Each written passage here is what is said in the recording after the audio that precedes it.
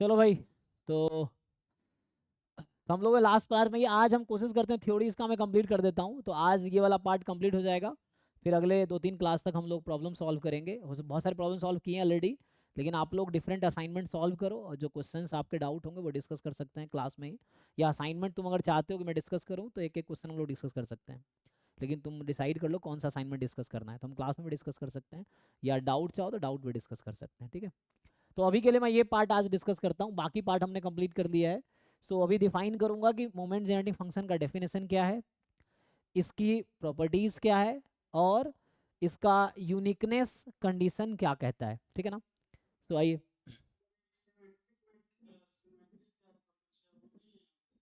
Symmetric distribution, हाँ हाँ define कर दूंगा मैं, हालांकि वर्ड लिखा नहीं है लेकिन मैं डिफाइन कर देता हूँ। चलो, सो अभी इसके बाद मैं ये डिफाइन कर देता हूँ सिमेट्रिक डिस्ट्रीब्यूशन ना। सिमेट्रिक डिस्ट्रीब्यूशन, सो कोई डिस्ट्रीब्यूशन सिमेट्रिक कब होगा?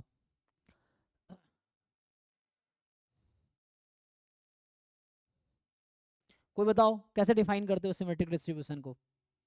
हाँ, ये कई बार क्वेश्चन में यूज करता है ना, ये वर्ड सिलेबस में लिखा तो नहीं है, लेकिन मैं डिफाइन कर देता हूँ क्योंकि क्वेश्चन में पूछ लेता है ये।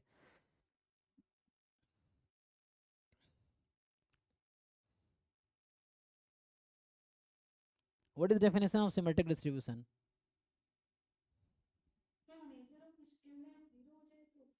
हाँ वो भी है, वो प्रॉपर्टी है कि जिसका मेजर ऑफ स्क्यूनेस जीरो हो जाए वो सिमेट्रिक है। हाँ, अगर डिस्ट्रीब्यूशन सिमेट्रिक है तो मीन मीडियन मोड इक्वल होगा, और इसके लिए मोड आपका यूनिमोडल होना चाहिए, सिंगल मोड एग्जिस्ट करनी चाहिए। हाँ, नॉर्मल डिस्ट्रीब्यूशन एक्चुअली सिमेट्रिक है।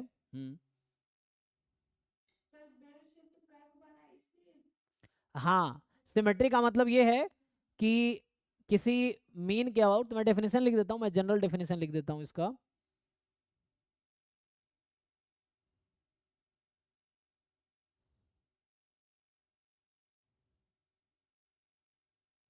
अगर कोई डिस्ट्रीब्यूशन सिमेट्रिक होगा, क्या हो?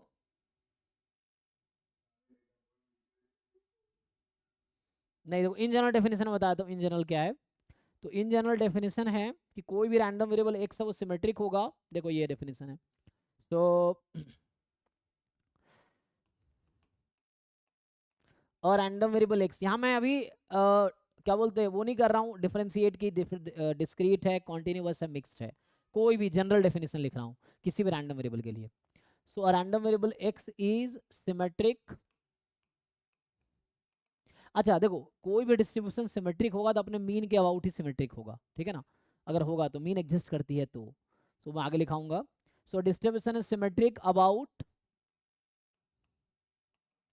अ number K if and only if K है किस नंबर के अबाउट सिमेट्रिक है, मतलब उसके अलावा अगर तुम पीडीएफ में लाइन ड्रॉ करोगे वर्टिकल लाइन, तो वो इधर उधर का ग्राफ सेम दिखेगा तुम्हें पीडीएफ का, है ना, मतलब उसके अबाउट, मतलब वो समझ लो सेंटर ऑफ सिमेट्री है के, सेंटर ऑफ सिमेट्री, तो के अबाउट सिमेट्रिक है, और random variable X is symmetric about, है ना, के इफ एंड ओनली इफ ये कहता है कि probability x more than equal to के plus X is equal to probability x less than equal to k plus x for all x belongs to R। देखो, ये एक डेफिनेशन है। इसी को दूसरे तरीके से लिखें, दैट इज, तो मैं सीडीएफ के टर्म में लिखता हूं, ध्यान से देखो, तो अगर मैं सीडीएफ के टर्म में लिखूंगा तो क्या होगा, तो यहां से इसको अगर मैं सीडीएफ में लिखूंगा तो क्या होगा ये, या इसको तो मैं सीडीएफ लिख सकता हूं, तो बेटर है पहले इसको लिख देता हूं, तो मैं ये वाला इंटरचेंज कर देता हूं ना।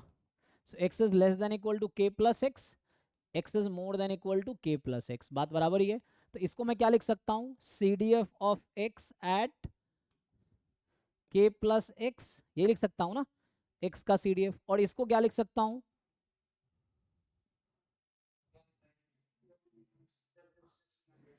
वन माइनस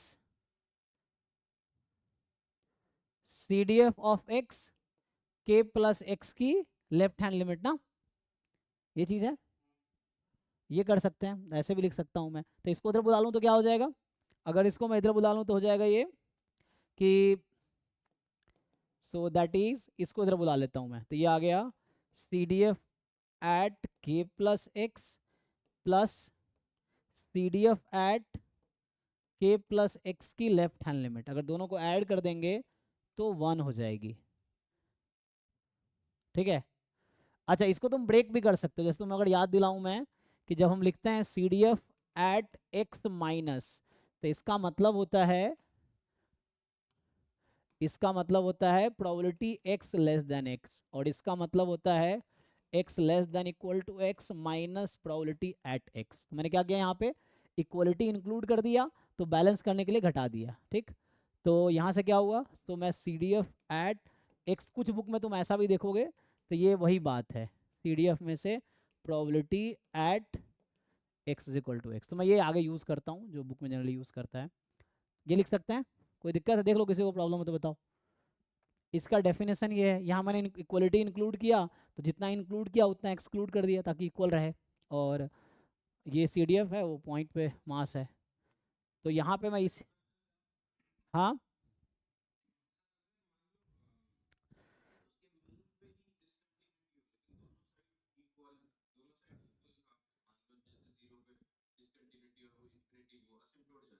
हम्म,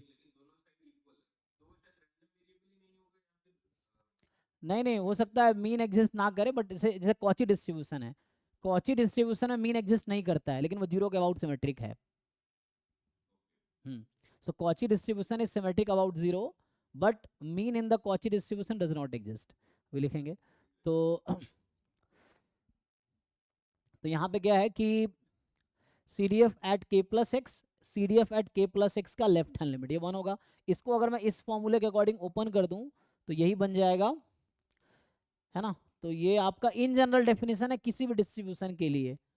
तो मैं ये वाला पार्ट हटा देता हूँ, ये तो वही चीज़ है, ऑब्वियस पार्ट। तो यहाँ से ये आ गया, ये आ जाएगा, एंड दैट इज, सो ये होगा सी डी एफ एट के प्लस एक्स। अच्छा, वो पिछला जो लिखा था वो किसके इक्वल आ जाएगा, प्लस, अच्छा एक मिनट, मैंने थोड़ा ना यहाँ गलत लिखा है, नहीं, एक मिनट, थोड़ा सा मिस्टेक हुआ है। मिस्टेक ये हुआ है, के प्लस एक्स और के माइनस, होता क्या है, जो सी डी एफ है ना, उस पॉइंट के अगर कोई नंबर है, देखो यहाँ पे मिस्टेक, ये के है, तो अगला होगा के प्लस एक्स, और अगला यहाँ होगा के माइनस एक्स।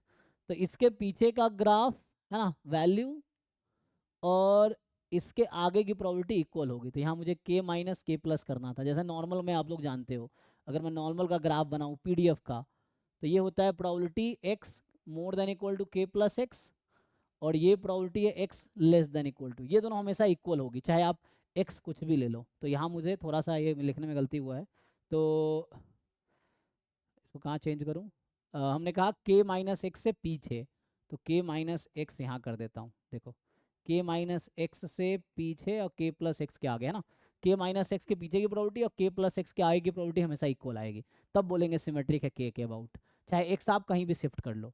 ठीक है ना, तो ये सिमेट्रिक का मीनिंग है।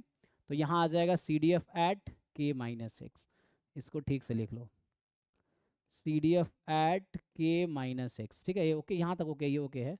तो इसको मैं अगर आगे लिखूँ अब, तो आ जाएगा सी डी एफ एट के माइनस एक्स, और इसको क्या लिख सकता हूँ मैं, ये हो जाएगा सी डी एफ एट के प्लस एक्स, और जो माइनस हटाऊंगा तो मुझे इसके बदले में, है ना, माइनस करना, तो इधर आ जाएगा 1 plus probability X is equal to के plus X for all x belongs to R. ये ओके है, अब देख लो।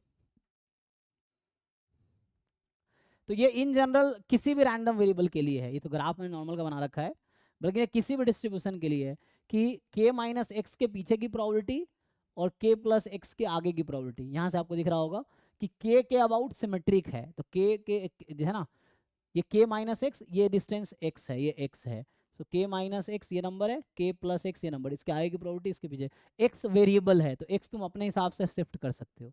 तो एक्स को अगर जीरो ले लोगे तो इसका क्या मतलब है, अगर मान लो मैंने एक्स को जीरो ले लिया, तो के पीछे की प्रोबेबिलिटी और के से आगे की प्रोबेबिलिटी, एक्स को जीरो, इसके आगे की प्रोबेबिलिटी और इसके पीछे की प्रोबेबिलिटी इक्वल हो जाएगी।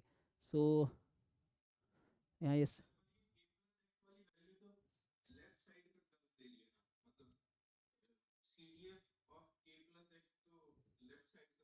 कोई दिक्कत नहीं, तो इसको ये कर दिया ना हमने, ये मोर देन इक्वल टू के प्लस एक्स था ना, तो हमने इसको ऐसे ब्रेक किया। पहले तो ये डेफिनेशन तो मेन यही है, इसको मैं रिड्यूस कर रहा हूँ सिंप्लीफाई करके, तो ये और ये सेम है, ये और ये सेम है, ये जो लिखा हमने इसके इक्वल ही है एक्चुअली। चेक कीजिए, कोई दिक्कत नहीं। आप जो कह रहे हैं अब क्या कहना है, ये सी डी एफ एट के प्लस एक्स इसके पीछे की प्रॉपर्टी है। हाँ, तो इधर ले आया मैंने, तो ये 1 माइनस किया तो माइनस वाला इधर ले आया, मैं प्लस में ले आया, है ना, ये चीज़ था। और फिर उसको हमने इसको और ब्रेक किया, तो इस चीज़ को लिखता मैं दिस माइनस दिस, तो उधर चला गया, प्लस हो गया। तो ये एक्चुअली डेफिनेशन एक और है। अच्छा, अगर जीरो के अबाउट सिमेट्रिक होगा तो क्या होगा, कोई डिस्ट्रीब्यूशन, अच्छा ये तो हो गया चलो इन जनरल किसी भी डिस्ट्रीब्यूशन के लिए। अगर एक्स कॉन्टिन्यूस रैंडम वेरिएबल है तो क्या होगा, चलो मैं अगले पेज पे लिखता हूँ, ये तो किसी भी डिस्ट्रीब्यूशन के लिए है। अगर एक्स कॉन्टिन्यूस है तो क्या होगा, लेट्स से नाउ थ्योरम लिख देता हूँ मैं कि late x is a continuous random variable, then x is symmetric about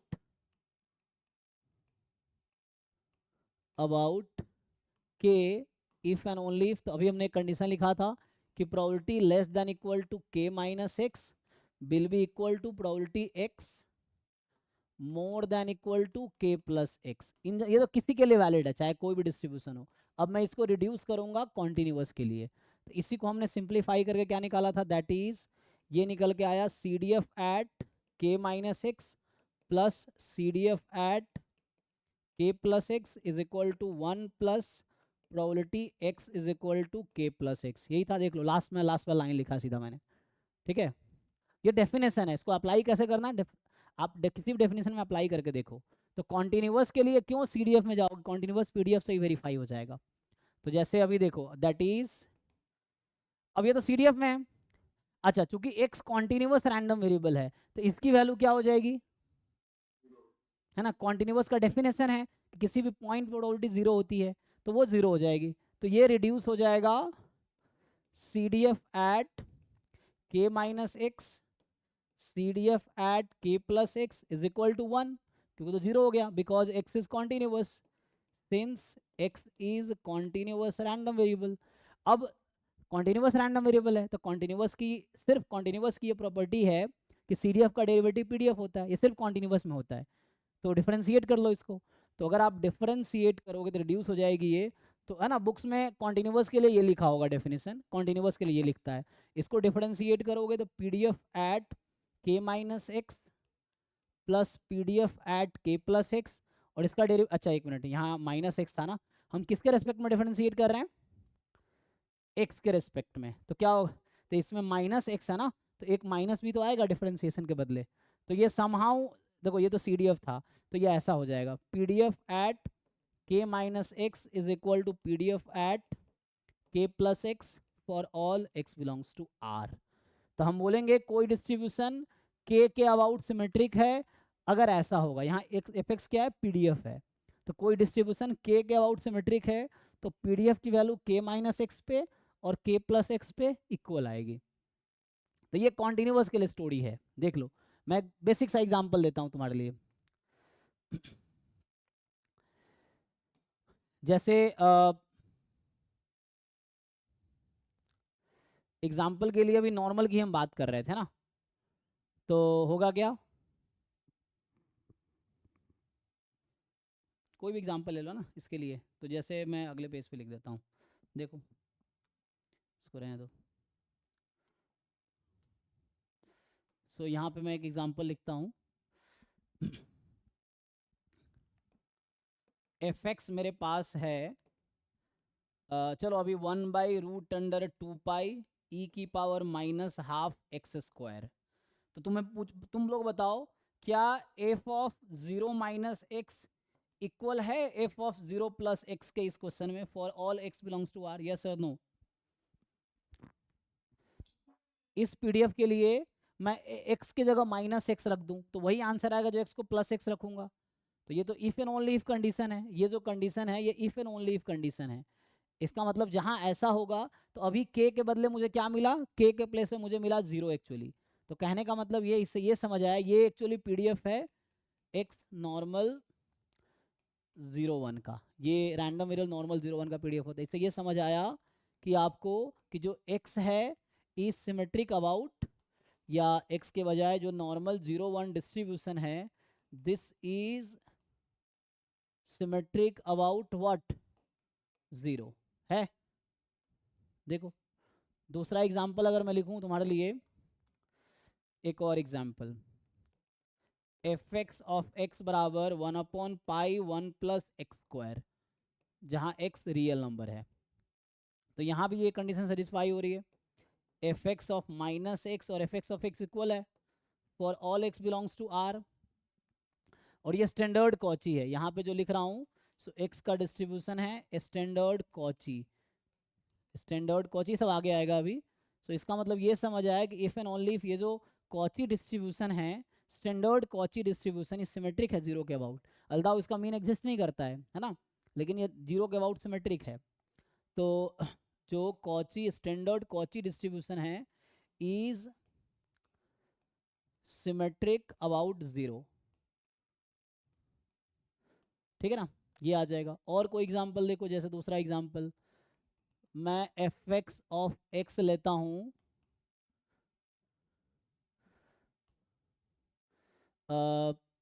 जैसे 1/2 है ना, x बिटवीन -1 एंड 1, ये तो थोड़ा सा दूसरा एग्जांपल लेते हैं, x बिटवीन 0 एंड 2, 0 अदरवाइज। अब बताओ आपको देखना है कि क्या इसमें F X at half plus x और F X at half minus x equal होगा for all x belongs to r। Check करो, ध्यान रखना है कि एफ एक्स वैल्यू 1/2 तभी है जब x 0 से 2 में है और 0 है otherwise. So F of half, नहीं हाफ पे नहीं होगा, ये गलत है ना, ये ट्रू है, चेक करो। जैसे मैं चलो एग्जांपल के लिए मैं x को रख लेता हूँ 1, अभी x को 1 रख दो तो ये 3/2 हो जाएगी और ये -1/2 हो जाएगी। ये होल्ड किसके लिए करना चाहिए, for all x belongs to half, sorry for all x belongs to r real number. तो मैं यहाँ अगर स्मॉल x को 1/2 रख देता हूँ तो क्या ये इक्वेशन ट्रू है, मैं ये पूछना चाह रहा हूँ।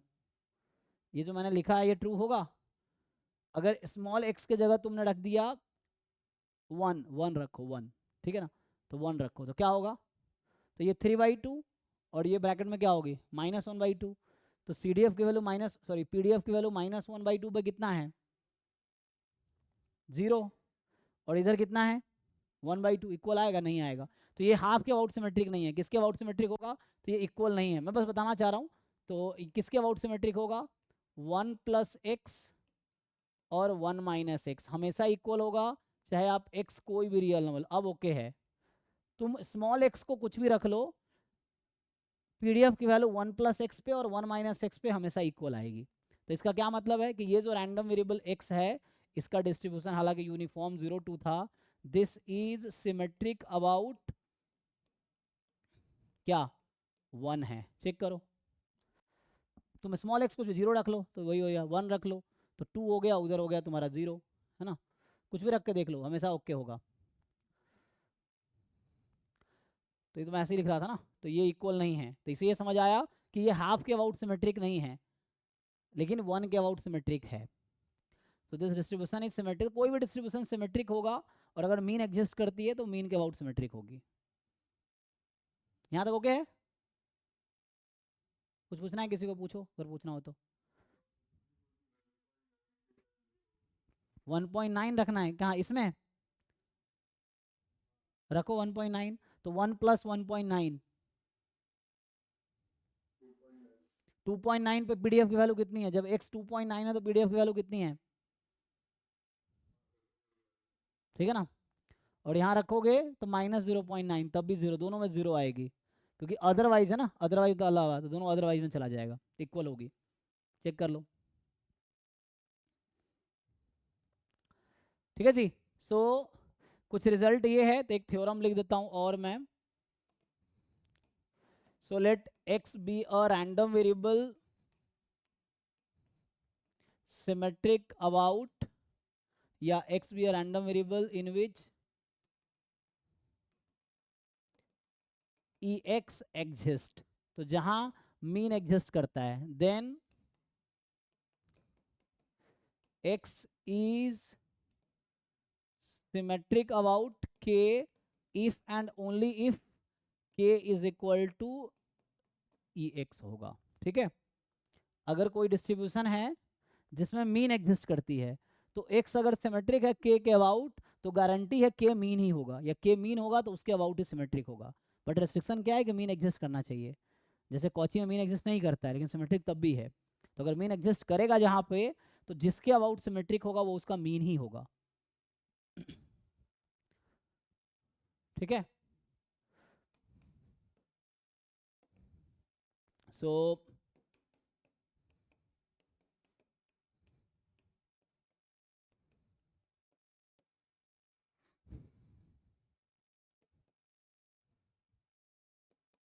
तो अब मैं k के बजाय म्यू लिख सकता हूँ। ठीक है ना, तो मैं ये समझ आ गया कि जो k है वो एक्चुअली म्यू है अगर मीन एग्जिस्ट करता है तो। सो k है यहाँ पे म्यू है, तो होगा क्या देन, या k लिखना है तो मुझे कोई दिक्कत नहीं है ना। k, तो इफ एंड ओनली इफ जो होगा k minus x and x minus k, नहीं k minus x and k plus x. So k minus x and k plus x are identically distributed. अब ये आइडेंटिकली डिस्ट्रीब्यूटेड लिखाया है कि नहीं तुम्हारे क्लास में? So what is definition of I, नहीं लिखाया? सो देखो डेफिनेशन आइडेंटिकली डिस्ट्रीब्यूटेड का डेफिनेशन। तो मैं डेफिनेशन लिख रहा हूँ, किसका डेफिनेशन लिख रहा हूँ? आइडेंटिकली डिस्ट्रीब्यूटेड रैंडम वेरिएबल का। तो आइडेंटिकली डिस्ट्रीब्यूटेड का क्या डेफिनेशन है? सो यहाँ पे two random variable x and y are identically distributed if and only if CDF of x at point t is equal to CDF of y at point t, दोनों equal है for all t belongs to r। क्या समझ आया कि x का CDF में small x को हटा के t रख दो, y के CDF में स्मॉल y को हटा के t रख दो, तो दोनों सेम ही फंक्शन आएगा, एग्जैक्टली से एक दूसरे के इक्वल आएगा। तो मतलब दोनों का CDF सेम है ना। जब x का CDF लिखते हैं तो वेरिएबल x लिखते हैं, y का CDF लिखते हैं वेरिएबल y लिखते हैं। तो एक्स वाई को अगर तुम ध्यान ना दो, मतलब x वहाँ x को t रखो y को t रखो, दोनों CDF इक्वल रहेगा, तो बोलेंगे वो आइडेंटिकली डिस्ट्रीब्यूटेड है। इंडिपेंडेंट क्या होता है? इंडिपेंडेंट वैसे ही जैसे इवेंट में होता था कि दो इवेंट का इंटरसेक्शन की प्रोबेबिलिटी इक्वल हो इंडिविजुअल प्रोबेबिलिटी का, तो यहाँ भी वैसे ही है।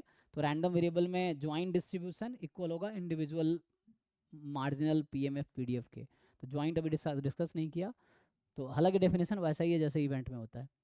तो ये हो गया। तो हमने क्या कहा कि इसका CDF निकालोगे और इसका CDF निकालोगे, दोनों का CDF सेम होगा। और यहाँ तुम देखोगे तो हमने वही लिखा है इनडायरेक्टली। हाँ अच्छा, यहाँ पे हमने क्या लिखा है कि आइडेंटिकली डिस्ट्रीब्यूटेड। हाँ तो यहाँ मैंने PDF इक्वल लिखा है ना, तो अगर कॉन्टिन्यूअस होगा तो CDF इक्वल हो जाएगा, है ना। ये चीज़ है, पर ठीक है वो वही बात है, कहना वही चाह रहा है यहाँ से। ये कुछ रिजल्ट्स हैं जो तुम देख सकते हो। तो ये तो सिमेट्रिक की स्टोरी हो गई, ठीक है भाई। तो ये है कि सिमेट्रिक अबाउट मीन 0 होगा, तो इसका मतलब जब कोई सिमेट्रिक है, मान लो कोई कॉन्टिन्यूअस रैंडम वेरिएबल है,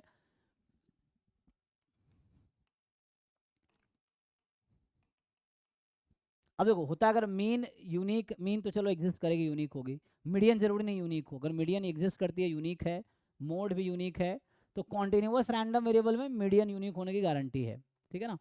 तो let x be a continuous random variable, है ना, then in which E x exist, है ना, मीन एग्जिस्ट करता है, मान लो ई एक्स एग्जिस्ट करता है, ठीक है, एग्जिस्ट करेगा। So E x exist, then क्या होगा, अच्छा E x exist and mode is unique, mode is unique, then उस केस में क्या होगा, जो उसका मीन है mean of random variable X, median है यूनिमोडल डिस्ट्रीब्यूशन, यूनिक मोड होगा, यूनिमोडल डिस्ट्रीब्यूशन होगा तो, एंड मोड ऑफ एक्स तीनों इक्वल होगा।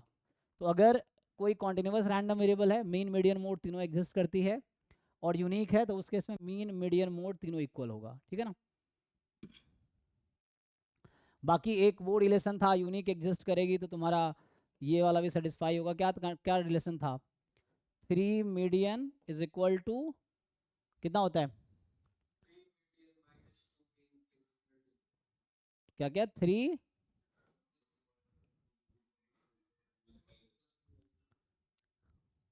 क्या लिखूँ आगे मैं? 2 मीन प्लस मोड, कर वेरीफाई कर लो फॉर्मूला।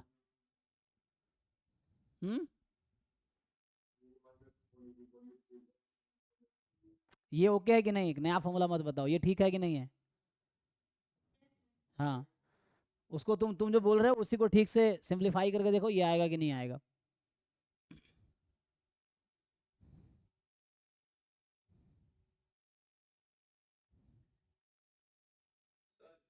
हम्म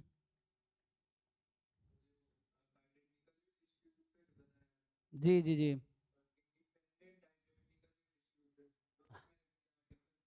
जी, जैसे एक अगला वर्ड तुम अभी खूब ये वर्ड सुनोगे, IID। तो IID का मतलब है इंडिपेंडेंट एंड आइडेंटिकली डिस्ट्रीब्यूटेड, ठीक है। तो इंडिपेंडेंट का मतलब तुम लोग जानते हो, ये एक इवेंट है, चलो अब ऐसा लिख देता हूँ। तो x less than equal to small x है, एंड दूसरा है capital Y less than equal to small y। अभी ये समझो, तो ये दो इवेंट है, ये E1 है, ये E2 है। तो इंडिपेंडेंट का मतलब तुम्हें पता ही है ना, और ये मान लो इवेंट E2 है ना। सो इसमें होगा क्या, दो चीज़ें। इवेंट का मतलब है this E1 E2 are independent. तो ऐसा कब होगा? जब तुम जानते हो E1 E2 इंडिपेंडेंट कब होता है?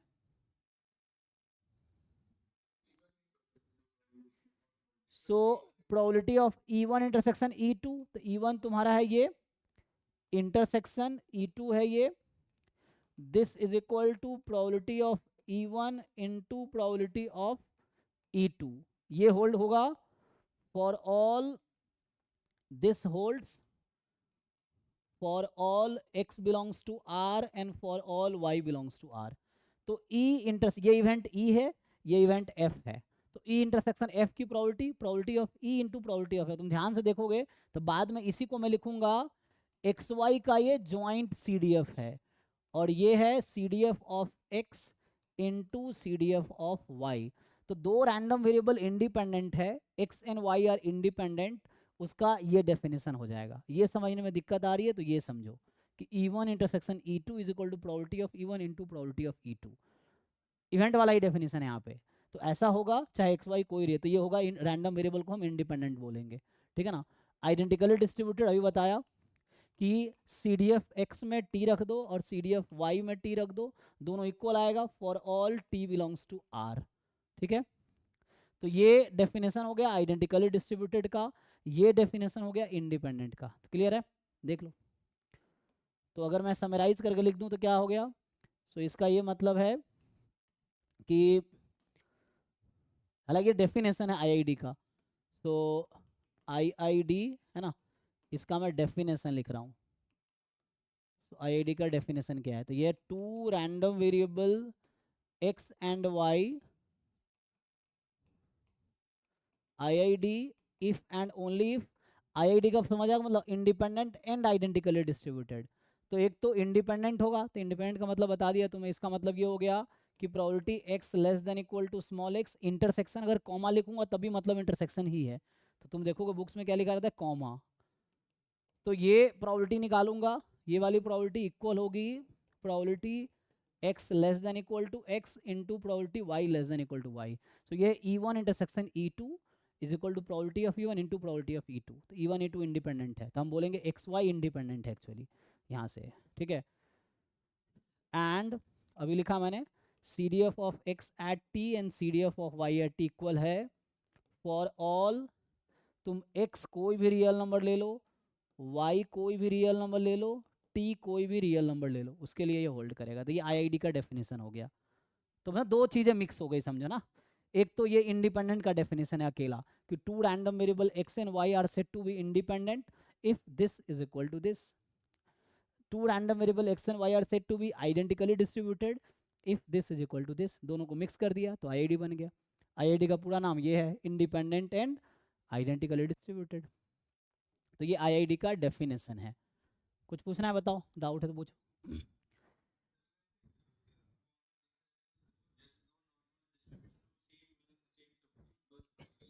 एग्जैक्टली रैंडम वेरिएबल डिफरेंट हो सकते हैं, बट उसका एक एग्जांपल देता हूँ आपको मैं, दो एग्जांपल देता हूँ ना. जैसे एक सिंपल सा एग्जांपल देते हैं. तो x मेरे पास है, मान लीजिए कि 2 कॉइन्स आर टॉस्ड. ठीक है, ये मेरा रैंडम एक्सपेरिमेंट है. इसके करस्पॉन्डिंग सैंपल स्पेस है HH HT TH TT. ठीक, ये है मेरे पास. अब तो 2 कॉइन्स आर टॉस्ड, ये हो गया. अब मैं x डिफाइन कर रहा हूं नंबर ऑफ हेड्स ऑब्टेन्ड.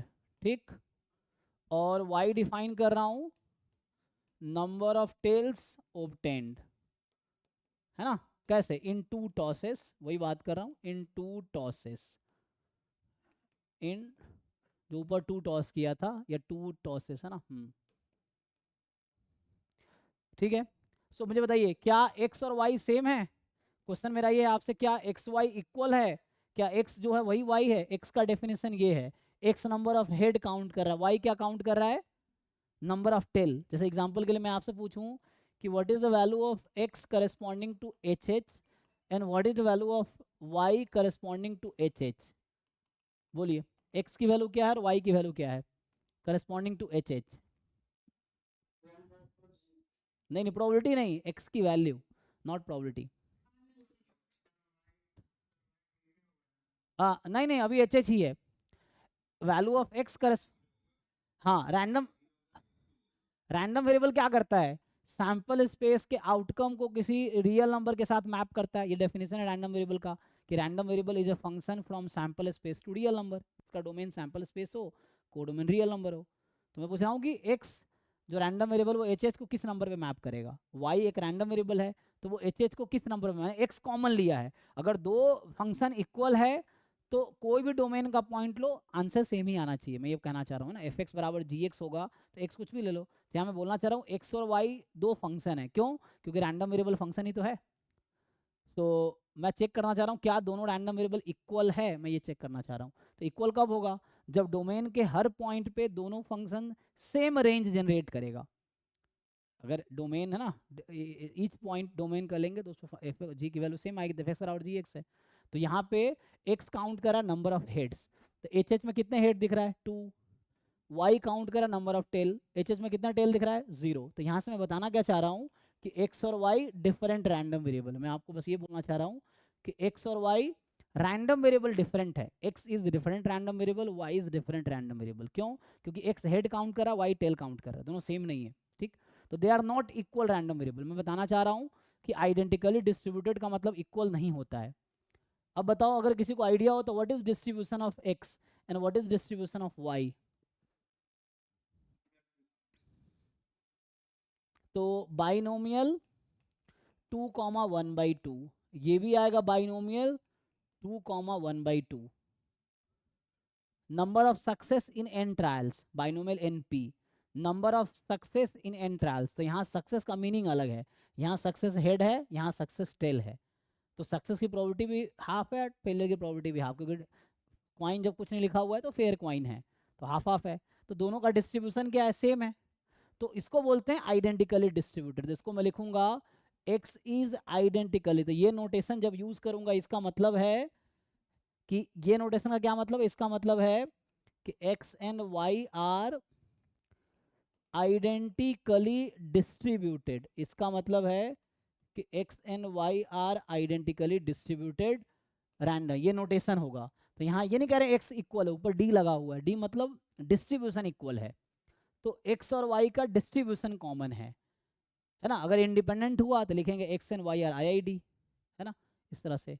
और बोल रहा हूँ x y different random variable, यहाँ मतलब है कि x and y are two different random variable जिसका डिस्ट्रीब्यूशन कॉमन आ रहा है। अच्छा चलो आपको मैं एग्जैक्टली बताता हूँ। चलो भाई कोई मुझे बताओ what is the probability of x being, तो एक्स का सपोर्ट क्या क्या हो सकता है, 0 1 2, वाई का सपोर्ट क्या है 0 1 2। बताइए एक्स बराबर 0 की प्रोबेबिलिटी कितनी आएगी और वाई बराबर 0 की प्रोबेबिलिटी कितनी आएगी, क्या दोनों सेम आएगी कि नहीं आएगी? ठीक है ना। तो x बराबर 0, 1/4 1/4, तो ये दोनों इक्वल आया। प्रोबेबिलिटी x बराबर 1 की प्रोबेबिलिटी निकालो और y बराबर 1 की प्रोबेबिलिटी निकालो। तुम अपने तरीके से निकालो जैसे भी तुम्हें कैलकुलेट कैलकुलेट। सो 1/2 आएगी। फिर probability y is equal to 2 और probability x is equal to 2, दोनों अलग अलग निकालो, दोनों आपका 1/4 आएगा। इसीलिए आइडेंटिकली डिस्ट्रीब्यूटेड है। मैं ये बोलना चाह रहा हूँ कि दोनों का पीएमएफ हर पॉइंट पे कॉमन है।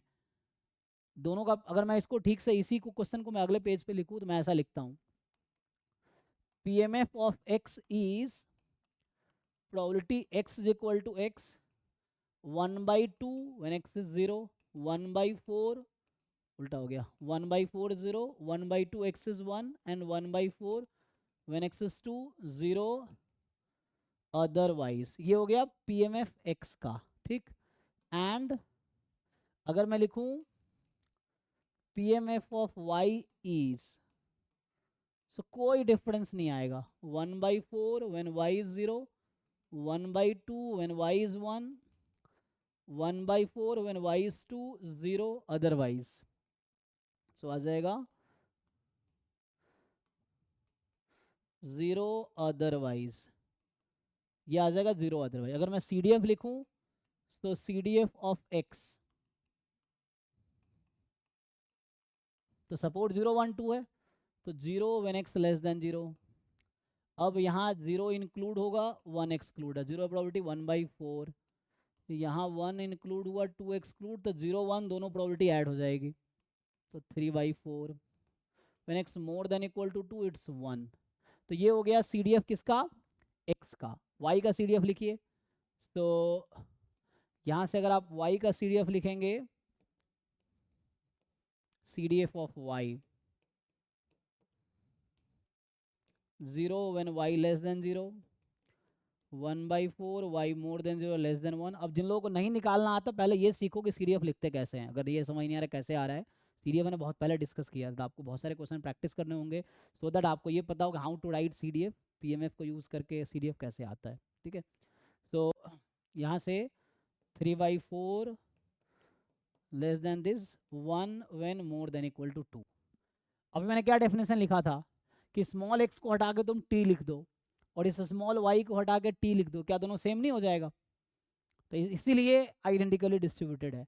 रैंडम वेरिएबल डिफरेंट है लेकिन वो आइडेंटिकली डिस्ट्रीब्यूटेड है, ठीक है। तो ये चीज़ें हालांकि डिटेल में बताता जब हम ज्वाइंट पढ़ते दो रैंडम वेरिएबल, लेकिन ठीक है अभी डिस्कस है ना। तो यहाँ से ये समझ आया कि x और y जो है आइडेंटिकली डिस्ट्रीब्यूटेड है बट x और y इक्वल नहीं है, ठीक है ना।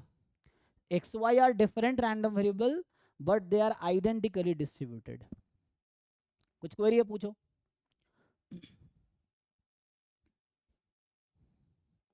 ठीक है ना, दोनों को मीनिंग अलग अलग है, दोनों की मीनिंग, दोनों फंक्शन अलग अलग है ना, दोनों फंक्शन डिफरेंट है, फंक्शन ऑफ हेड्स है, ये फंक्शन ऑफ टेल्स है, दोनों की मीनिंग अलग अलग है but they have the distribution common.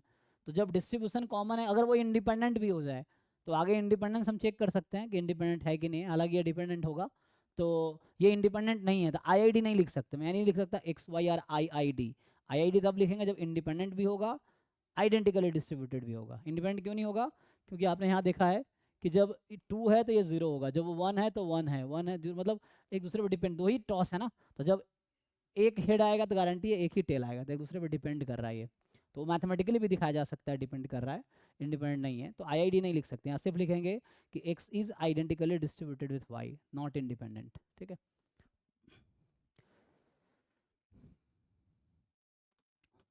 तो अभी मैंने क्या क्या डिस्कस कर लिया, अभी तो मैंने सिमेट्रिक क्या होता है डेफिनेशन लिखा है, फिर है ना, तो सिमेट्रिक का डेफिनेशन लिखा हमने।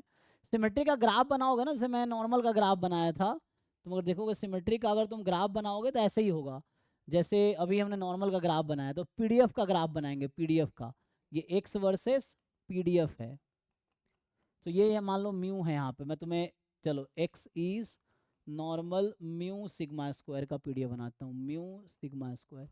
इसका पीडीएफ होगा 1/√2 पाई सिग्मा ई की power minus half x minus mu sigma whole square, है ना।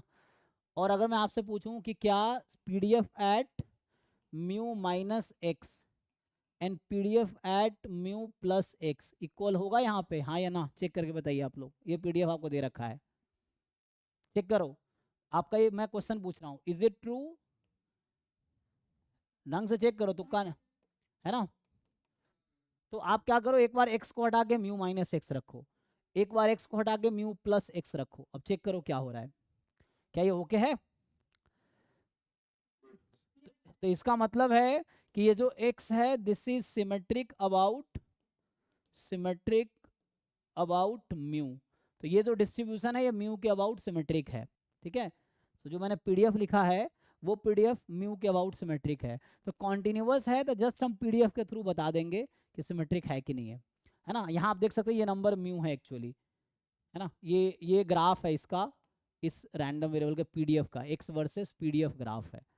तो म्यू प्लस एक्स यहाँ होगा और जो वैल्यू यहाँ आएगी ये म्यू माइनस एक्स, यहाँ ये वैल्यू कॉमन है, ठीक है। ये कहना चाह रहा है कि म्यू माइनस एक्स पे और म्यू प्लस एक्स पे पीडीएफ की वैल्यू आपकी कॉमन आएगी।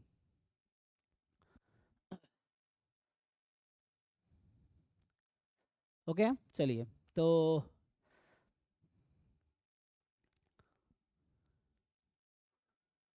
तो सिमेट्रिक है ना। तभी मैंने तीन चीज़ें डिस्कस किया। अभी इंडिपेंडेंट तो चलो छोड़ दो, इंडिपेंडेंट अभी आगे बहुत, क्योंकि ज्वाइंट में इंडिपेंडेंट का काम आएगा जब दो रैंडम वेरिएबल एक साथ बात करेंगे। तो अभी सिमेट्रिक क्या होता है वो डिफाइन किया, और आइडेंटिकली डिस्ट्रीब्यूटेड का डेफिनेशन लिखा है मैंने, हमें डिफाइन तो कुछ और करना था। तो आओ आते हैं मोमेंट जेनेरेटिंग फंक्शन पे। ये सब चीज़ें दोबारा आएंगी, ये आईआईटी वर्ड है ना, मेनली ज्वाइंट में आएगा। तो जैसे वीके रोहतगी में चैप्टर 4 में ही वो चीज़ डिस्कस करता, हम जो अभी पढ़ रहे हैं चैप्टर 5 है। तो वीके रोहतगी अगर बुक खोलोगे चैप्टर 5 में ये सब है जो हम पढ़ रहे थे अभी तक पिछले कुछ क्लासों से, ठीक है ना। मतलब ये है जो सिलेबस देख रहे हो ना, ये वीके रोहतगी में क्या है कि ये चैप्टर 4 है, ये वाला पोर्सन उसमें चैप्टर 4 है, पहले उसने ये पढ़ा है वीके रोहतगी में। और ये जो मैं पढ़ा रहा हूँ नहीं, ये 5 है आई थिंक, ये वाला 5 होगा, दिस इज़ 5 और यहाँ 4 है आई थिंक, ऐसा देख लेना। तो मैं मेनली इसमें थोड़ा ऑर्डर का डिफरेंस है, ये बाद में है ये पहले है, तो कोई बात नहीं हम देख लेंगे। तो अभी क्या करते हैं, और एमजीएफ पे आते हैं, मोमेंट जनरेटिंग फंक्शन।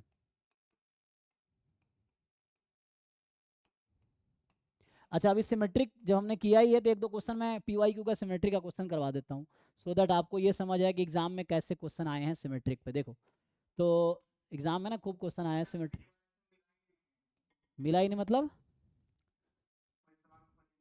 अरे क्या बात कर रहे हो, मुझे दो तीन तो मुझे याद है, अभी देखो तो यहाँ पे आ जाएगा। हो सकता है ये जो इमेज में ट्रेस नहीं कर पाएगा, कई बार ऐसा भी होता है कि, लेकिन वो मैट्रिक्स वाले क्वेश्चन आ जाएंगे ज़्यादातर। एक 2015 में आया हुआ है, 2015 का खोलो, 2015 में तुम्हारा आया हुआ है न्यूमेरिकल आंसर टाइप में, ओपन करो 2015 का पेपर, ईयर वाइज वेबसाइट से डाउनलोड कर लो, उसमें देखो न्यूमेरिकल आंसर टाइप में एक क्वेश्चन सिमेट्रिक आया हुआ है, चेक करो। हाँ अरे तो वेबसाइट से डाउनलोड कर लो ना, गूगल करो ना जैम 2015, तो इतना भी 2015 का पेपर है, ड्राइव से देख लो या गूगल कर लो, 1 मिनट में आ जाएगा तुम्हारे पास। ये सब मैट्रिक्स और सिमेट्रिक वाला जो है, हमें सिमेट्रिक डिस्ट्रीब्यूशन की बात करनी है, तो ये सब मैट्रिक्स वाला ही आएगा। ये देखो इसकी बात कर रहा था मैं, देखो तो ये क्वेश्चन 2015 का है ना, क्वेश्चन नंबर 16 है न्यूमेरिकल आंसर टाइप में। तो अब देखो ये क्वेश्चन है, इसको जरा ध्यान से समझो। अब ये सिर्फ एग्जाम में कैसे होगा, ये थ्योरम है, हालांकि ये थ्योरम को क्वेश्चन बना दिया है, अब इसको हम प्रूव करेंगे तो, है ना। तो इतना टाइम नहीं है एग्जाम में, पहले तुम लोग सोच के आंसर बताओ, ट्राई करो, जो भी इसमें है सब हम डिस्कस कर चुके हैं, अब तुम अपना थोड़ा दिमाग लगाओ और ट्राई करो। जैम 2015 में 16 नंबर क्वेश्चन है ये।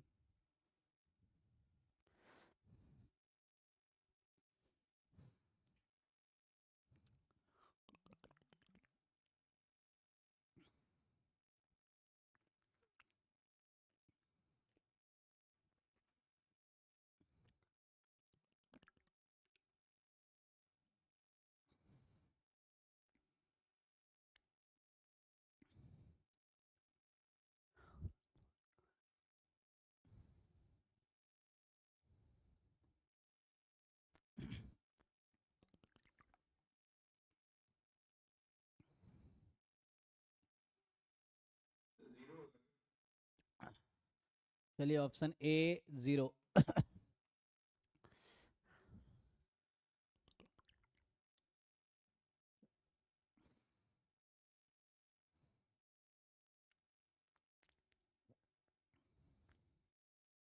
इसलिए पीवाईक्यू कम से कम एग्जाम से पहले 8-10 बार सॉल्व कर लो, सो दैट आपको सारे अप्रोच पता। बहुत सारे थ्योरम से जो क्वेश्चन बन के आए हुए हैं।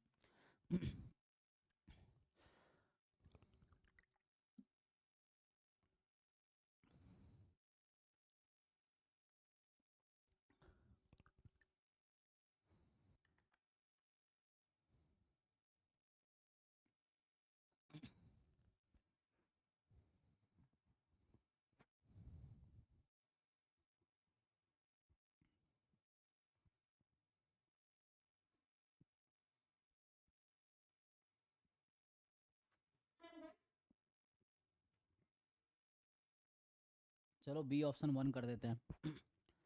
तो नहीं नहीं, ऐसा नहीं, आंसर न्यूमेरिकल आंसर टाइप है तो आंसर यूनिक आएगा, एक ही आएगा, दो आंसर नहीं हो सकते, क्योंकि ये न्यूमेरिकल आंसर एक ही आंसर तो कॉमन यूनिक होगा। दोनों गलत है, चलो आगे बता देता हूँ, दोनों गलत है।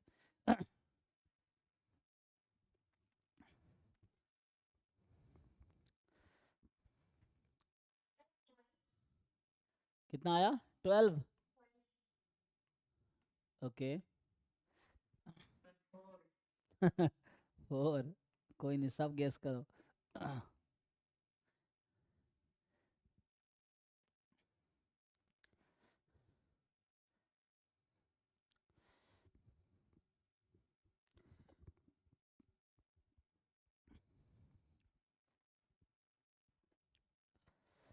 देखो इसने कहा है कि पीडीएफ ऑफ द,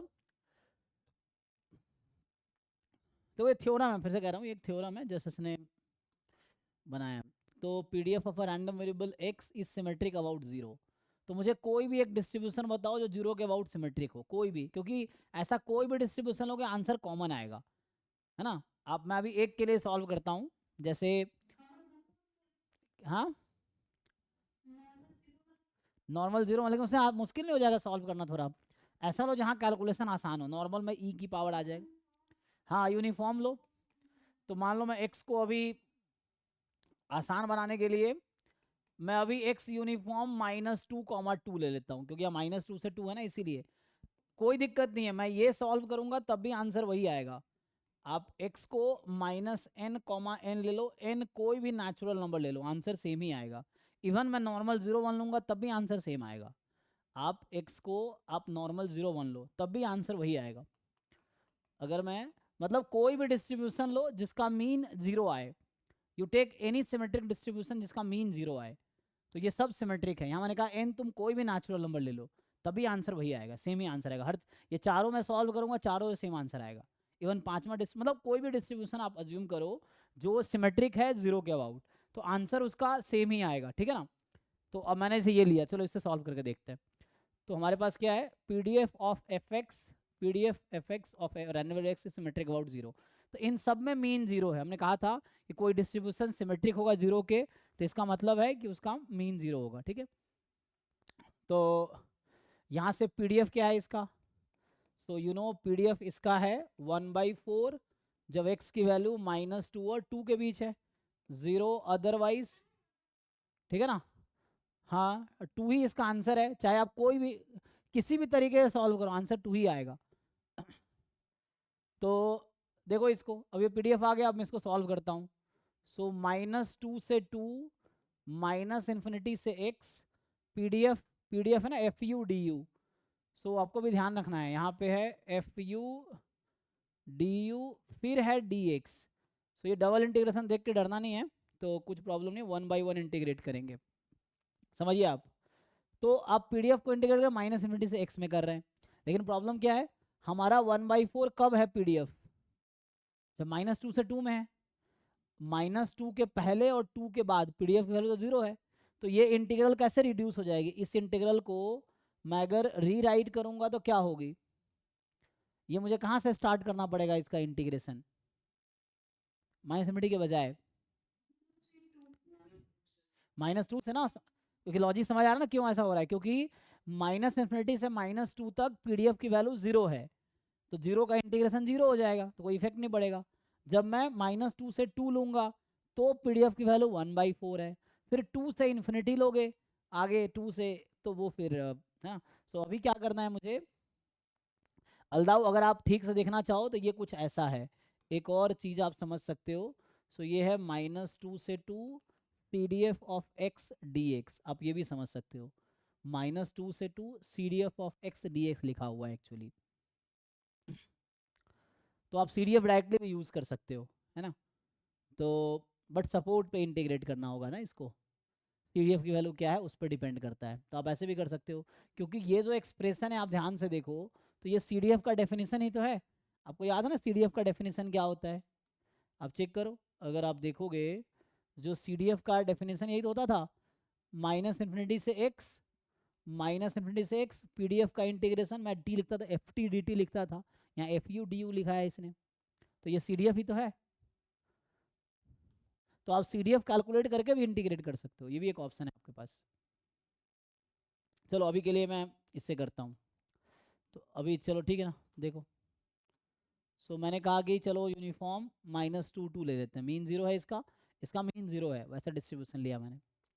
अब यहाँ से आप सॉल्व करोगे तो आएगा आपका, ये है -2 से x तक, चेंज कैसे हो गया, -2 से x तक 1/4 du, फिर dx। ठीक, क्या किया मैंने, 1/4 पीडीएफ को क्यों रखा, क्योंकि सपोर्ट -2 से 2 के बीच ऐसा है, तो x मेरा -2 और 2 के बीच होगा। इसको अगर आप सॉल्व करेंगे तो -2 से 2, ये 1/4 u x हो जाएगा ना, कितना आ जाएगा, x + 2/4 dx, यही आएगा। चेक करो इंटीग्रेट करके।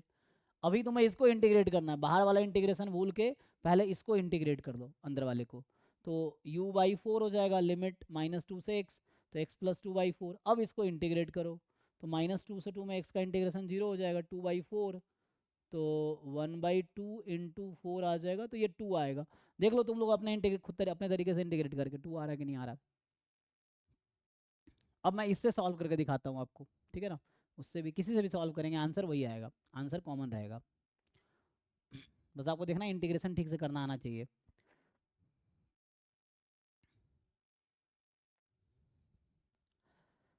ओके जी, ये इंटीग्रेशन समझ आ रहा है सबको, देखो।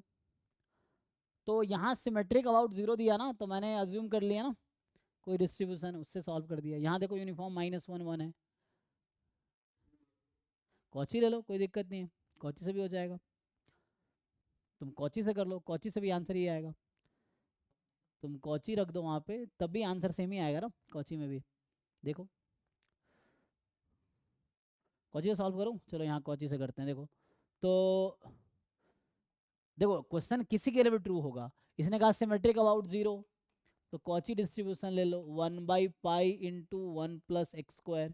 यहाँ x है रियल नंबर। अब तुमसे पूछा है -2 से 2, -इन्फिनिटी से x, यहाँ पीडीएफ है सिमेट्रिक अबाउट 0 है ना, तो 1 + x² dx। करो इसको, इंटीग्रेशन कर पाओगे इसका, क्योंकि यहाँ तो सपोर्ट पूरा रियल नंबर है। तो करो इंटीग्रेट करके बताओ क्या आंसर आया, आराम से इंटीग्रेट करो। सो ये भी सिमेट्रिक है 0 के अबाउट, है ना। So this is symmetric. अच्छा एक मिनट, यहाँ पे ना रुक जाओ रुक जाओ रुक जाओ, ये 2 था ना, मैंने अभी रुक जाओ रुक जाओ, ये ऐसा था ना FU DU था ना, क्वेश्चन में क्या लिखा था इसने, FU DU DX, ये था ना एक्चुअल क्वेश्चन। तो रुको रुको, एक्चुअल क्वेश्चन ही था ना, FU DU DX, मुझे ये कैलकुलेट करना है, तो वो मैंने गलत लिखा था ना। तो यहाँ से अभी आया -2 से 2, -इन्फिनिटी से x, FU, x को u रख दो, सो 1/π 1 + u², u² du, ठीक है ना। तो ये कर लो अब सॉल्व, पहले इसको सॉल्व कर लो और उसके बाद आप, तब भी देखो 2 ही आएगा, करके सॉल्व करके देखो, नहीं तो बताओ मैं करता हूँ फिर, ये है ना, तब भी 2 ही। तुम नॉर्मल नॉर्मल 0 1 ले लो, तब भी 2 ही आएगा। अगर नॉर्मल 0 1 के लिए सॉल्व करोगे तब भी 2 आएगा, लेकिन उतना आसान नहीं हो। तुम ऐसा फंक्शन लो जिससे कैलकुलेशन आसान हो। यहाँ आसान है क्योंकि यहाँ इंटीग्रेशन करना, पहले इनसाइड इंटीग्रेशन करो फिर आउटसाइड करो। इंटीग्रेशन करके देखो, नहीं हो रहा है तो शर्माओ नहीं, बोलो, फिर मैं सॉल्व कर दूंगा। ये है, नहीं सीखोगे तो एग्जाम में भी नहीं होगा। तो एटलीस्ट एग्जाम से पहले तो सीखना पड़ेगा ना तुम्हें, तभी तो एग्जाम में सॉल्व कर पाओगे। ये है।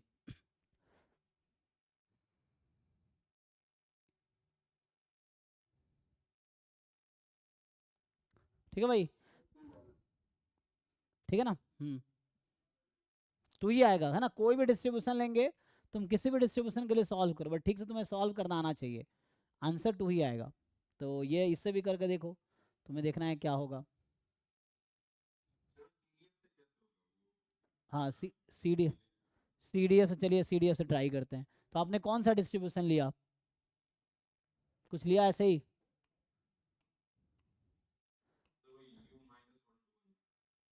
अ, ठीक है, चलिए -1 से 1 के लिए कर देता हूँ मैं आपके लिए। तो ये x था, FU du dx। सो ये एक्चुअली है -2 से 2 CDF of x dx। CDF का डेफिनेशन जिन लोगों को याद है, ये वही चीज़ है, probability x less than equal to x। मैं पूछता हूँ ना कैसे निकालोगे प्रोबेबिलिटी किसी इंटरवल पे, तो क्या करते हैं, इंटीग्रेशन किस पे, तो -∞ से x तक, यही तो किया है। PDF का इंटीग्रेशन -∞ से x में। सो यही तो होता है CDF। और इसको ही जब हम लिखते हैं तो -∞ से x, कुछ नहीं दे रखा है तो FU du या FT dt में लिखा होगा क्लास में। सो यही है। अब इससे करते हैं। अब आपने कहा कि चलो भाई हम x ले लेते हैं यूनिफॉर्म 0 1। सो इसने कहा था कि x एक ऐसा डिस्ट्रीब्यूशन है जो सिमेट्रिक है 0 1 के, सिमेट्रिक है 0 के अबाउट। तो मैं x अगर अज्यूम करूँ यूनिफॉर्म -1 1, तो इसका CDF क्या आता है, क्या आता है जी, x+1/2। क्योंकि इसका जो PDF आएगा 1/2 x -1 से 1, ठीक है ना। CDF निकालो, x+1/2 आएगा, x बिटवीन -1 एंड 1। तो स्टैंडर्ड फॉर्म में लिखोगे अगर आप, इसका PDF है 1/2 when x between -1 and 1 0 otherwise, ठीक है। अब आप इसको यूज करके CDF लिखो, अब आप इस PDF को यूज करके CDF लिखो। सो दिस विल इम्प्लाई, तो इसका सपोर्ट -1 से 1 में है, तो 0 when x लेस देन -1। यहाँ आएगा x+1/2 when x between -1 and 1। और ये 1 हो जाएगा आफ्टर सपोर्ट CDF। वो PDF है, ये CDF है, probability density function, cumulative distribution function. तो अब क्या होगा, यहाँ से आप अगर सॉल्व करोगे, आओ इसको इंटीग्रेट करते हैं। तो आपने क्या कहा, -2 से 2 में इंटीग्रेट करोगे। अब ध्यान दो, ये फंक्शन कैसे डिस्ट्रीब्यूटेड है, ये -1 से कम पे 0 है, -1 से 1 में ये है, और 1 के बाद ये है। तो आपको इस इंटीग्रल को 3 पार्ट में ब्रेक करना होगा, -2 से -1, -1 से 1, फिर 1 से 2। समझ आया जी। देखिए, ड्यू टू दिस फंक्शन, ये फंक्शन कैसे ब्रेक्ड है, तो इस इंटरवल में ये यूज़ करना है, इस इंटरवल में ये यूज़ करना है, इस इंटरवल में ये यूज़ करना है। तो ये CDF का स्टैंडर्ड फॉर्म है ना। तो अब आप -2 से -1 में 0 dx, -1 से 1 में x+1/2 dx, 1 से 2 में 1 dx। कीजिए सॉल्व, तो ये तो 0 हो गया, यहाँ x वाला 0 हो जाएगा, 1/2 इंटू 2 1 आ जाएगा, 1 आ जाएगा, तो 2 आ गया। ठीक है जी, चेक कीजिए।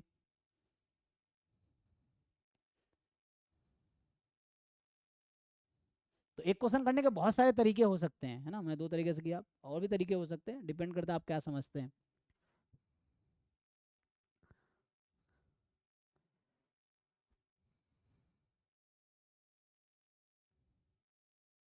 डन।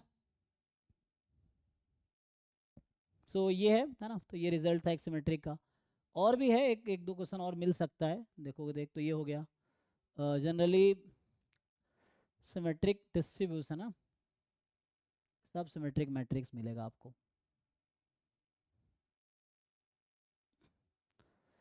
जैसे ये देखो, यही क्वेश्चन पे उस दिन पूछा था नवल तुमने, देखो सेम क्वेश्चन है, ये भी सेम अप्रोच पे है, ये रहा सिमेट्रिक डिस्ट्रीब्यूशन वाला।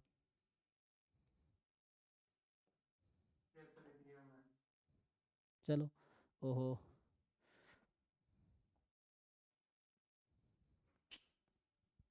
अभी ये मुझे डिफाइन करना था जो कि मैंने डिफाइन किया नहीं है, तो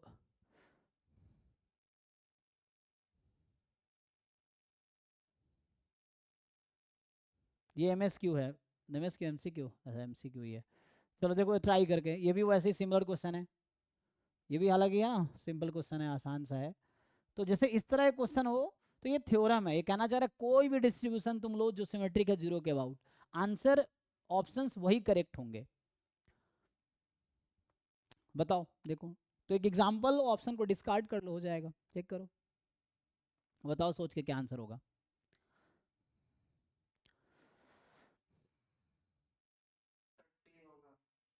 ठीक है।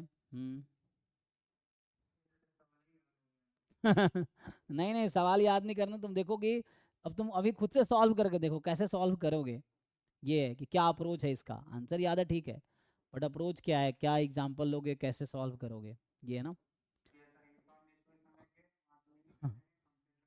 हाँ, तो है ना, तो ये आसान क्वेश्चन है, इसमें क्या है ना, इतना टाइम नहीं लगाते हैं। तो इसने कहा है कि x be a continuous random variable with PDF symmetric about zero, तो कोई ऐसा डिस्ट्रीब्यूशन हो जिसका डिस्ट्रीब्यूशन सिमेट्रिक हो जीरो के अबाउट, तो नॉर्मल भी ले सकते हो, है ना, इस तरह से कॉची भी ले सकते हो, क्यों इतना डिफिकल्ट में जाना, आसान सा एग्जाम्पल ले लो। तो मैं अगर एक सिंपली मैं यूनिफॉर्म -1, 1 ले लूँ फिर से, तो इसका मुझे पता है मीन वेरिएंस है ना, तो यहाँ से जो मीन इसका आएगा वो जीरो है, और इसका जो वेरिएंस है, वेरिएंस जो आएगा Vx variance b-a whole square by 12, तो 2 का होल स्क्वायर 4/12, 1/3।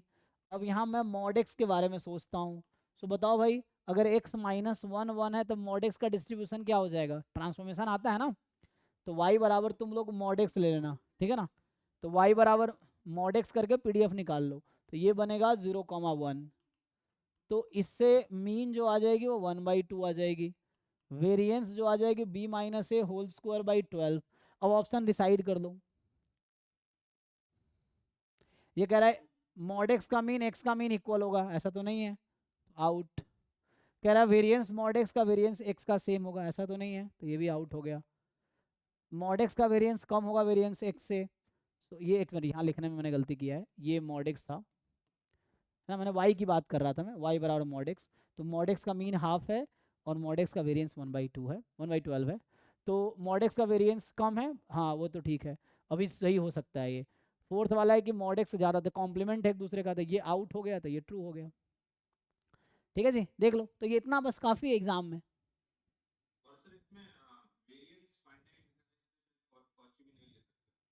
हाँ अच्छा, तो इसमें मीन वेरिएंस की बात कर, अच्छा यहाँ लिखा हुआ है कि वेरिएंस फाइनाइट इसने ऐड कर दिया, यस, क्योंकि कॉची में मीन वेरिएंस एग्जिस्ट नहीं करती है, तो एग्जिस्ट नहीं करती है तो हम कॉची नहीं ले सकते यहाँ पे, सही कह रहे हैं आप, क्योंकि इसने ऐड कर दिया ना, वरना ये ऑप्शन ही डिफाइन नहीं होगा, जिसने कहा कि वेरिएंस फाइनाइट है, और अगर वेरिएंस फाइनाइट है तो मीन भी फाइनाइट होगा। एक थ्योरम ये होता है, अभी मैं मोमेंट बता रहा था ना आप लोगों को, तो मोमेंट का एक रिजल्ट ये है मोमेंट का कि इफ, ये थ्योरम लिख रहा हूँ मैं, देखो, इफ x मान लो x की power n, if expectation of x की पावर n फाइनाइट है, ठीक, ये फाइनाइट है, एंड m कोई नंबर छोटा है n से, देखो क्या बोलेंगे, nth मोमेंट है, मैं बोल रहा हूँ m कोई नंबर छोटा है n से, देन देन जो हमारा है ना, अभी मैं बोल रहा हूँ मोर देन जीरो है ये, देन एक्सपेक्टेशन x की पावर m गारंटी है फाइनाइट ही होगी। क्या कहना चाह रहा है कि लार्जर मोमेंट अगर एग्जिस्ट करती है तो स्मॉलर मोमेंट एग्जिस्ट करने की गारंटी है, जैसे यहाँ वेरिएंस फाइनाइट बोल दिया इसने, तो वेरिएंस में क्या इन्वॉल्व होता है, ई एक्स सेकेंड मोमेंट से आता है ना वेरिएंस, तो इसका मतलब सेकेंड मोमेंट एग्जिस्ट कर रही है, और सेकेंड मोमेंट एग्जिस्ट करे तो गारंटी है फर्स्ट मोमेंट एग्जिस्ट करेगी, तो इसलिए मीन एग्जिस्ट करने वाला कंडीशन लिखा नहीं, इसने सिर्फ लिखा कि वेरिएंस एग्जिस्ट कर रही है, तो ऑब्वियसली सेकेंड मोमेंट एग्जिस्ट कर रही है, तो फर्स्ट है ना, वेरिएंस सेकेंड मोमेंट की हेल्प से आता है, तो ऑब्वियसली फर्स्ट मोमेंट एग्जिस्ट करना ही होगा, तभी होगा। तो ये एक रिजल्ट है, ठीक है जी। 0 1 ले लीजिए, लेकिन 0 1 सेटिस्फाई करेगा, सिमेट्रिक होगा 0 के अबाउट, ये भी तो देखना है। ऐसा डिस्ट्रीब्यूशन लो जो गिवन कंडीशन के अकॉर्डिंग हो, कुछ भी नहीं लेना है। इसने क्या कहा है, एक्स कॉन्टिन्यूस रैंडम वेरिएबल है। अब तुम कहोगे सर हम डिस्क्रीट ले ले तो कैसे होगा, तो डिस्क्रीट क्यों लेंगे, क्वेश्चन में कॉन्टिन्यूस बोला है। फिर तो कह रहे हो यूनिफॉर्म 0 1 लोगे, तो यूनिफॉर्म 0 1 का मीन कितना है, हाँ यहाँ क्या कह रहा, मीन क्या होना चाहिए, 0 होना चाहिए। अगर कोई डिस्ट्रीब्यूशन सिमेट्रिक है 0 के अबाउट, तो मीन एग्जिस्ट कर रही है, तो मीन वही नंबर होगी जिसके अबाउट सिमेट्रिक है, तो मीन 0 ही होगा एक्चुअली, गारंटी है। तो हमें ऐसा डिस्ट्रीब्यूशन ही लेना पड़ेगा जहाँ मीन 0 है, तब जाके होगा। वेरिएंस भी फाइनाइट कह रहा है होना चाहिए, तो मीन 0 होगा, वेरिएंस फाइनाइट होनी चाहिए, तो हमें यही लेना पड़ेगा। यूनिफॉर्म 0 1 काम नहीं करेगा बिकॉज उसका मीन 1/2 है, ठीक है। तो देखो इस तरह के क्वेश्चन एग्जाम में सॉल्व होंगे जी। हाँ अभी आगे बढ़ना है, जो मैं यूज कर रहा हूँ एक्चुअली ये सब आगे की चीजें हैं। देखो अभी जो मैं यूज जैसे मैं बोल रहा हूँ यूनिफॉर्म क्या है, तो ये आगे हमें भी डिस्कस करना है, ये बाकी है, क्योंकि मैं यूज कर ले रहा हूँ, मैं मान रहा हूँ कुछ लोगों को ऑलरेडी आइडिया है, वरना यूज नहीं करना चाहिए। तो जो डिस्ट्रीब्यूशन में अभी कभी मैं है ना, कभी मैं यूज कर लेता हूँ, अभी यूनिफॉर्म यूज किया मैंने, अभी हमने कॉची यूज किया था मैंने, है ना, नॉर्मल यूज किया मैंने, तो ये सब हमें डिटेल में अभी पढ़ना है कि ये डिस्ट्रीब्यूशन होता क्या है, इसका मीन क्या होता है, याद रखना पड़ेगा डिस्ट्रीब्यूशन क्या है, इसका पीडीएफ क्या है, पीएमएफ क्या है, मीन क्या है, वेरिएंस क्या है, एमजीएफ क्या है, सपोर्ट क्या है, ये सब याद रखना पड़ेगा। तो ये हम क्लास में भी डिस्कस करेंगे कि कौन सा डिस्ट्रीब्यूशन क्या, मैंने क्लास में अभी तक डिस्कस नहीं किया है कि कौन सा डिस्ट्रीब्यूशन का पीडीएफ क्या है, लेकिन मैं यूज़ कर रहा हूँ क्योंकि ज़रूरत पड़ जा रही है बीच में, तो मैं यूज़ कर ले रहा हूँ, अदरवाइज अभी आएगा तो आपको बेटर समझ आएगा, क्योंकि जो बिगिनर लोग हैं उनके लिए मुश्किल हो रहा होगा, बाकी जिन लोगों को पहले थोड़ा बहुत आइडिया है तो उनको समझ आ रहा होगा। तो ये सब डिस्ट्रीब्यूशन आगे हम डिस्कस करेंगे, लेकिन ज़रूरत पड़ जाता है तो मैं यूज़ कर लेता हूँ, वरना ये सब यहाँ डिस्कस करना है मुझे, ठीक है। तो यहाँ पे हम डिस्कस करेंगे इस वाले पार्ट में।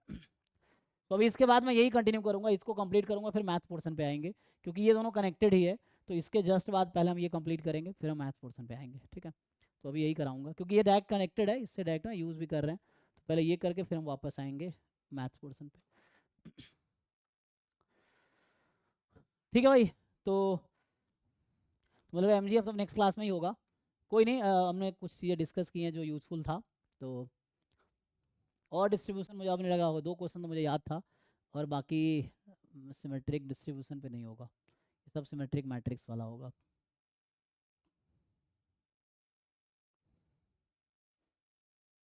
जैसे ये देखो, distribution of u minus v is symmetric about this, तो ये क्वेश्चन तुम अभी गेट 2023 का है, यहाँ थोड़ा ज्वाइंट का यूज हो जाएगा ना। बोल रहा है सपोज यू एंड भी आर टू इंडिपेंडेंट, तो इंडिपेंडेंट अभी समझाया मैंने कि joint CDF product of marginal CDF के इक्वल होगा, ये आगे डिटेल में डिस्कस करेंगे अभी। तो और आइडेंटिकली डिस्ट्रीब्यूटेड है, मतलब यू भी दोनों का यही पीडीएफ है, सेम ही पीडीएफ है। तो पूछ रहा है कि then which of the following statement is are true, पूछ रहा है distribution of u minus b symmetric होगा 0 के, तो u माइनस बी और v माइनस यू का सेम डिस्ट्रीब्यूशन हो जाएगा यहाँ पे। उसकी वजह ये है क्योंकि दोनों आईआईडी है ना, तो आईआईडी में u minus b v minus u का सेम डिस्ट्रीब्यूशन होगा, और इसीलिए सिमेट्रिक होगा 0 के, है ना। तो ये तुम क्वेश्चन कर सकते हो, बट तुम्हें सब में मीन निकालना होगा, तो u माइनस बी का मीन निकालोगे 0 आ जाएगा, तो आंसर इज यस। तो सिमेट्रिक है, this distribution is symmetric about 0, तो बस तुम्हें u माइनस बी का मीन निकालना हो, 0 आ जाएगा। इनफैक्ट क्योंकि आईआईडी है तो एक थ्योरम होता है, अभी जैसे लिखा रहा था ना मैं, देखो तो आईआईडी भी है ना, आगे डिस्कशन करेंगे हम हालांकि। तो ये सब ये होता है कि मतलब बहुत सारे रिजल्ट हैं ना, क्वेश्चन जो भी एग्जाम में बन रहे हैं सब रिजल्ट पे बेस्ड बन रहे हैं, तो रिजल्ट तुम्हें रेगुलरली रिवाइज करना पड़ेगा, नहीं भी रिवाइज करो बहुत सारे क्वेश्चन सॉल्व करोगे तो तुम्हें समझ आ जाएगा कि तुम्हें वो रिजल्ट आता है कि नहीं आता है, नहीं आता है तो सीखना है। ये चाहिए रिजल्ट, सारे क्वेश्चन रिजल्ट बेस्ड हैं। जैसे अब ये इस क्वेश्चन में क्या रिजल्ट यूज़ किया है, ये थ्योरम होता है कि if x and y are IID random variable, then जो x माइनस वाई होगा वो आइडेंटिकली डिस्ट्रीब्यूटेड होगा y माइनस एक्स के साथ, मतलब एक्स वाई दोनों आईआईडी है, इंडिपेंडेंट और आइडेंटिकली डिस्ट्रीब्यूटेड है, तो एक्स माइनस वाई का डिस्ट्रीब्यूशन और वाई माइनस एक्स का डिस्ट्रीब्यूशन सेम होगा। तो यहाँ ऐसे भी लिख सकते हैं, दैट इज, मैं क्या लिख रहा हूँ, एक्स माइनस वाई जो है एंड तो ये ऐसा समझो, x माइनस वाई को मैं लिख रहा हूँ 0 प्लस एक्स माइनस वाई, और इसको लिख सकता हूँ 0 माइनस एक्स माइनस वाई, लिख सकता हूँ ना इस चीज़ को, ओपन करूँगा तो वाई माइनस एक्स हो जाएगी। तो 0 plus x minus y, 0 minus x minus y are identically distributed, ये लिखा ना मैंने, आइडेंटिकली डिस्ट्रीब्यूटेड। अभी कुछ देर पहले मैंने एक थ्योरम लिखा था, क्या लिखा था कि x is symmetric about k if and only k minus x and x minus k have same distribution, मतलब k minus x and x minus k are identically distributed. तो यहाँ पे क्या हो जाएगा, हमने कहा ये आइडेंटिकली डिस्ट्रीब्यूटेड है, तो इसका मतलब ये हो गया कि इसका मतलब ये है दैट इज जो ये x माइनस वाई है इज सिमेट्रिक अबाउट जीरो। तो वो जो ऑप्शन है वो डायरेक्ट थ्योरम है, बस तुम्हें ये समझना है ना, पीडीएफ का कोई काम भी नहीं है वहाँ पे।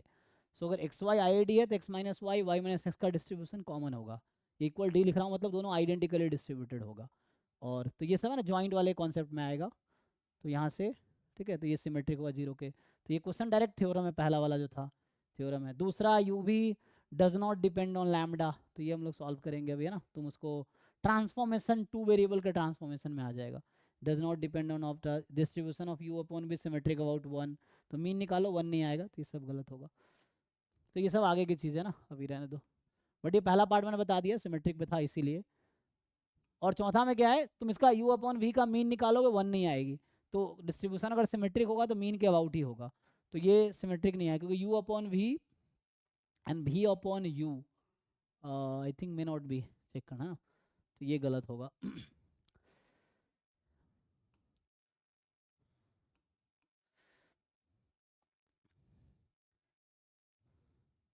ये देखो ये क्वेश्चन जैसे है, ये भी सिमेट्रिक पे है।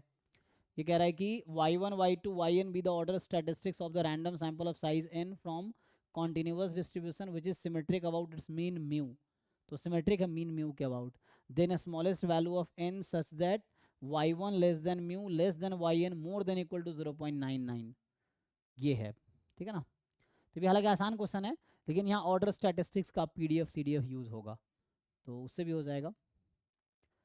तो सिमेट्रिक अबाउट मीन म्यू है, आपको पता है अगर कोई distribution symmetric about mean mu है तो क्या होगा, अगर तुमसे मैं पूछूं कि चलो एक्स सिमेट्रिक है मीन म्यू के तो क्या होगा उसके बाद, चलो एक चीज़ पूछता हूँ, बता पता नहीं, लेट थ्योरम है हालांकि ये, so X be symmetric about mean mu, then what is the CDF of x at mu, चलो कॉन्टिन्यूस रैंडम वेरिएबल दे देता हूँ मैं, है ना, so this be a continuous random variable, x be a continuous random variable symmetric about, देखो ये सब रट्टा नहीं मारना पड़ेगा, जब तुम क्वेश्चन प्रैक्टिस करोगे ना तो खुद ही यूज करते करते याद हो जाएगा, ऐसा नहीं कि रट्टा मारना पड़ेगा थ्योरम्स ये सब। जैसे मुझे कैसे याद आ रहा है, मैं क्वेश्चन देख रहा हूँ तो मुझे याद आ रहा है थ्योरम, तो वैसे है क्योंकि दिमाग में चीज़ें हैं फिट, बस क्वेश्चन देख के चीज़ें याद आ रही हैं। So X be a continuous random variable symmetric about mean mu, then what is the CDF of x at mu, बताओ।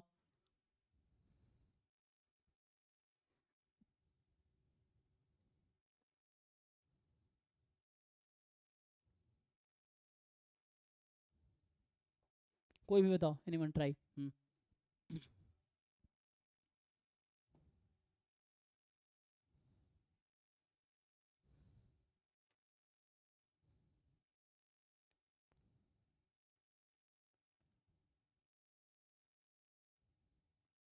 अच्छा मैंने ये कहा था कि कोई डिस्ट्रीब्यूशन सिमेट्रिक है मीन म्यू के अबाउट, तो कॉन्टिन्यूस है तो उसमें गारंटी है कि मीन और मीडियन इक्वल ही होगा।